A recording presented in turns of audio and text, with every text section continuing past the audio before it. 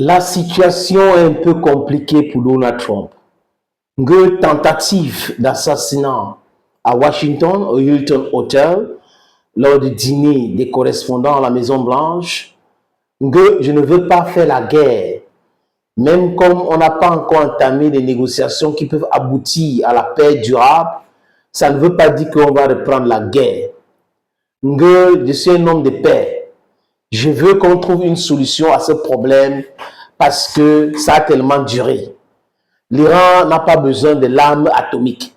Et nous n'allons pas accepter que l'Iran accède à l'arme atomique. Toi, qui, Donald Trump? Je viens de le citer. Hein. Lui, qui? Qui doit décider sur ce que les Iraniens veulent ou pas? Ce que l'Iran doit devenir ou pas? Non, ça c'est l'injustice. Même le traité de la non-prolifération du nucléaire est très clair. Les pays ont le droit d'avoir un programme nucléaire civil. Et l'Iran avait ce programme nucléaire civil. Et qui avait démarré ce programme? Ce n'est pas les mollahs, ce n'est pas la République islamique, ce n'est pas après la révolution iranienne en 1979 qu'il y a eu ce projet-là, non. C'est depuis le Shah. Et le Shah était un corrompu déviant que les Américains et les Israéliens soutenaient. J'ai oublié que c'est un langage haineux, que l'entité soutenait. Donc vous comprenez que tous les bavardages actuels, le racontage, c'est blowing hot air. La réalité, c'est que c'est parce que l'Iran a refusé de laisser contrôler ses ressources pétrolières, gaziers par les États-Unis d'Amérique, par les OTANiens. Avant, c'était qui contrôlait? C'était les Britanniques, parce que l'Iran était colonisé par le Royaume-Uni. Et les Américains après. Mais Mossadegh a été enlevé au pouvoir en 1953. Un premier ministre populaire, justement parce qu'il avait nationalisé le pétrole et le gaz. La CIA, avec la complicité des Britanniques et Beyond Petroleum, ont tout fait pour l'enlever au pouvoir. Mais aujourd'hui, les amis, que se passe-t-il? Que se passe-t-il? C'est le même système que Mossadegh voulait mettre en place. Vote populaire, ce n'était pas un système théocratique. Mais si c'est la théocratie que les Iraniens veulent, notre problème dedans, c'est quoi? De quoi ils se mêlent? C'est quoi le problème des Occidentaux? Donc tout le monde doit accepter homme avec homme dans leur société, femme avec femme, accepter les femmes qui montrent les popotin, les femmes qui font beaucoup de tatouages sur elles, les femmes qui ne vont pas à l'école, les femmes qui refusent de faire des enfants. Ça, c'est leur modèle. Et tout le monde doit accepter. Mais ils sont en train de dégringoler. Ils sont en plein déclin actuellement. Ils sont en train de chercher à corriger cette politique. Mais ça ne donne pas. Même Macron, qui a refusé de faire d'enfants, a demandé aux Français de faire des enfants. Et juste là, il envoie le message. L'Iran n'a pas de leçon à recevoir de Donald Trump. N'a pas de leçon à recevoir de l'entité. N'a pas de leçon à recevoir de l'Occident. Cet Occident si corrompu.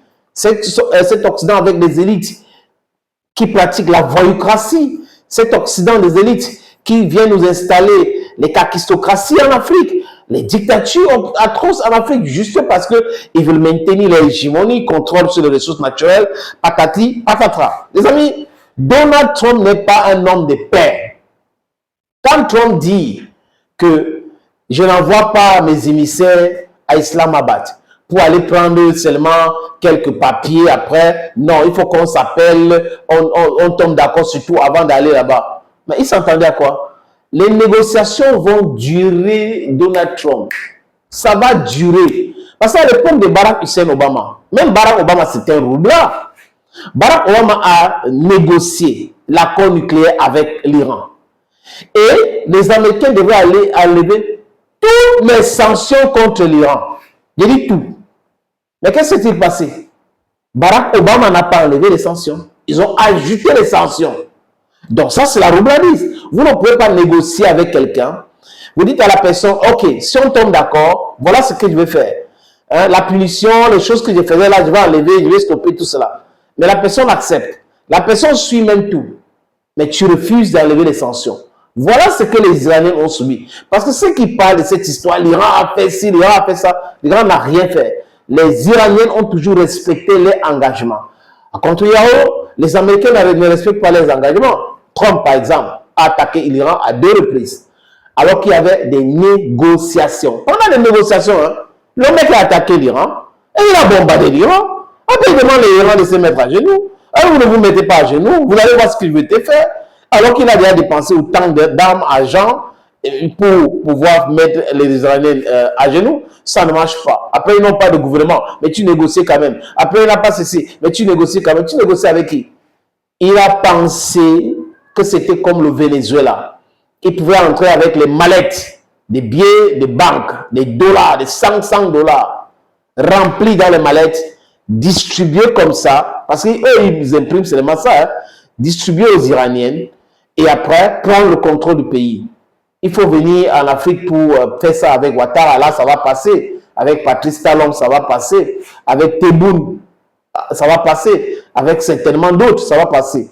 Mais avec les Iraniens, ça ne passe pas. C'est la raison principale qui, pour Donald Trump, a dit « Je ne veux pas faire la guerre. Ce n'est pas parce qu'on n'a pas négocié, on n'a pas trouvé un terrain d'entente qu'on va reprendre la guerre. » Non.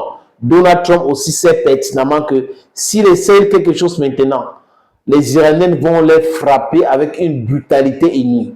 Il y a des armes que les Iraniens n'ont même pas encore montrées. Ils ont encore la capacité balistique, la capacité de drone incroyable.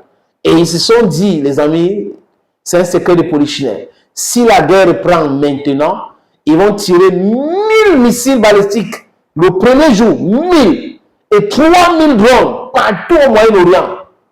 Le message là est passé. Donald Trump a écouté ce message. Je crois le type de message que Donald Trump comprend, c'est le message de la violence. Parce qu'il est un homme violent. Parce que si c'était un homme de paix, il devrait aller pour les négociations. Il ne devrait pas écouter le chef de la junte de l'entité qui ment comme il respire. Un monsieur qui a essayé de faire la guerre contre l'Iran avec George Bush, il a commencé avec Bill Clinton, ça n'a pas marché. Bill Clinton 2, ça n'a pas marché. George Bush 1, George Bush 2, ça n'a pas marché. Obama 1, Obama 2, ça n'a pas marché. Joe Biden 1, ça n'a pas marché. Comment ça s'appelle? Donald Trump 1, ça n'a pas marché. C'est avec Donald Trump 2 que ça a marché. Et Donald Trump tâtonne parce qu'ils n'ont pas bien réfléchi avant de lancer la guerre contre l'Iran. Et aujourd'hui, c'est l'humiliation. C'est l'humiliation. Genre, je ne veux pas faire la guerre. Ce n'est pas parce que on n'a pas négocié hier. Ce n'est pas parce que je n'ai pas envoyé mes émissaires qu'on va reprendre la guerre. Tu ne veux pas reprendre la guerre. Tu n'as plus la capacité de reprendre la guerre. Et tu ne peux pas. Les Iraniens t'ont montré un message. Le message est clair.